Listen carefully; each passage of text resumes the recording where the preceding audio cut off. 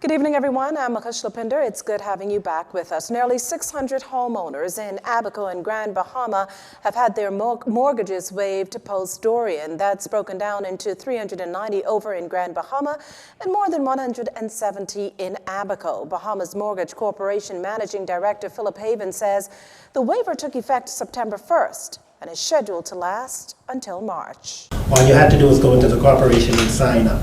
If payments went through before you were able to get it and do the waiver, we were able to reverse it.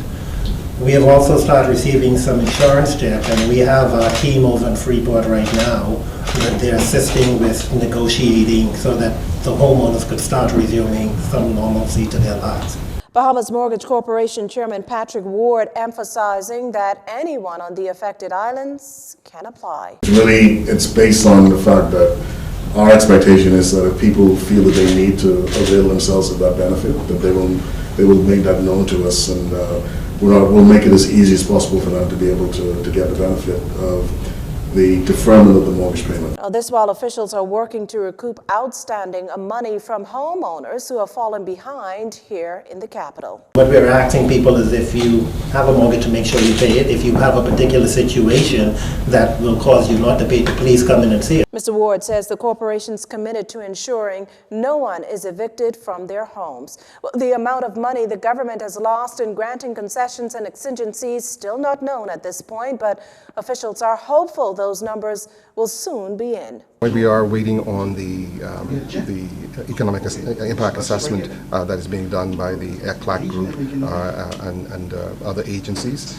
We should have that probably next week, and that will give us a better indication from a data point of view as to what the number is.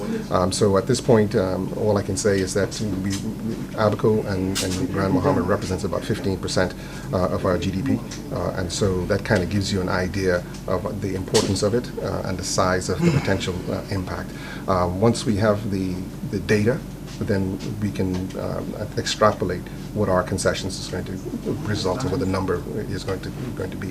Deputy Prime Minister and Minister of Finance Peter Turnquist also using the opportunity to again argue that despite the Bahamas' perceived income per capita, such countries that are vulnerable to climate change and external shocks ought to be able to qualify for reduced interest and cost on concessionary loans from multilateral agencies. States like ours that are vulnerable to climate change and external shocks ought to be able to, despite our perceived income per capita, ought to be able to qualify through these multilateral agencies for reduced interest cost loans or concessionary loans that are available to some of our neighbors. And that would allow us then to access this financing to do the infrastructure resilience building that we need ahead of an event. We all know that we are susceptible to storm surge and flooding as a result of our low-lying land. And so we need seawalls, for instance. If we can get affordable financing from these donor countries and developed countries, then we can afford to put in place the infrastructure, the seawalls and other infrastructure that we need before a storm. Prime Minister Dr. Hubert Minnis updating Abaconians on recovery and relief efforts during a town meeting in Green Turtle Key this morning. It was then that he announced that the Abacos in Grand Bahama are VAT-free zones until June 2020. And the establishment of the Bahamas National Recovery and Reconstruction Trust Fund, an independent body that would help fund homes and building repairs.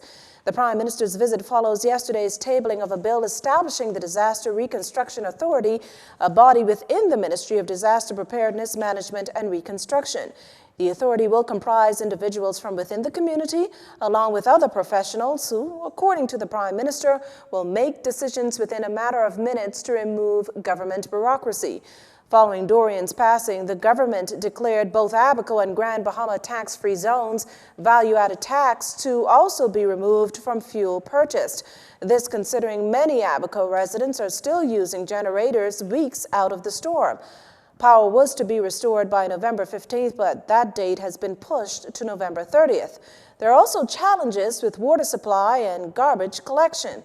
In the case of the latter, the Prime Minister assured a barge was on its way to Abaco and that further there would be a new distribution center.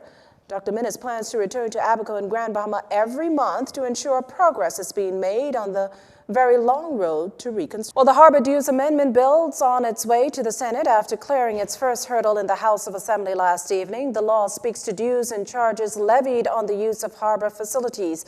The taxes account for an annual $2.6 million in revenue. Juxtapose that against the $2.5 million spent annually on Prince George's expenses, and operations break even every year. Funds generated from the amendment then will be used to spur economic development. You see, the proposed legislation ties into the redevelopment of the waterfront from Woods Rogers Wharf to Armstrong Street, transforming the area. In effect, the amendment will create a designated cruise ship port area where the operator will be able to levy and collect three types of charges. One, a port facility charge, which attributes a cost to ships to dock and provide service to ships that does not attract VAT.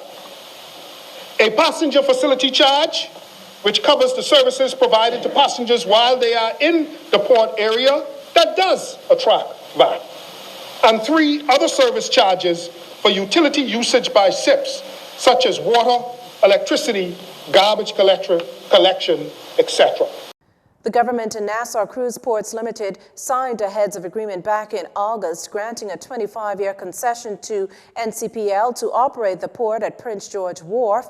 Transport Minister Renwood Wells noting that the project calls for a new terminal building, a new event and entertainment area, investments in retail, along with new food and beverage facilities.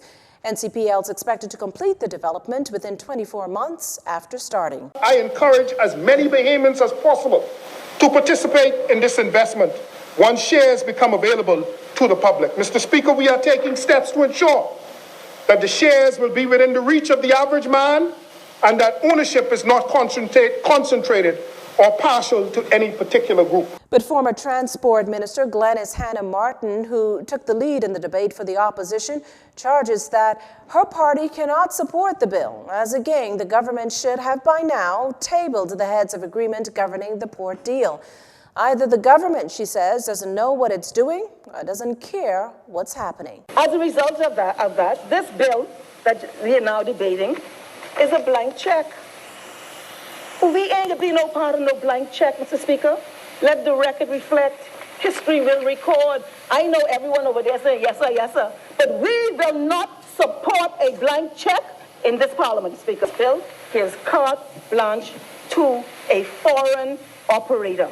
And I'll tell you where the carte blanche is. When you look at Clause 5, this allows the operator to charge, levy, collect all from all cruise lines charges for services, passenger movement charges, which include passenger facility charges, port facility charges, etc.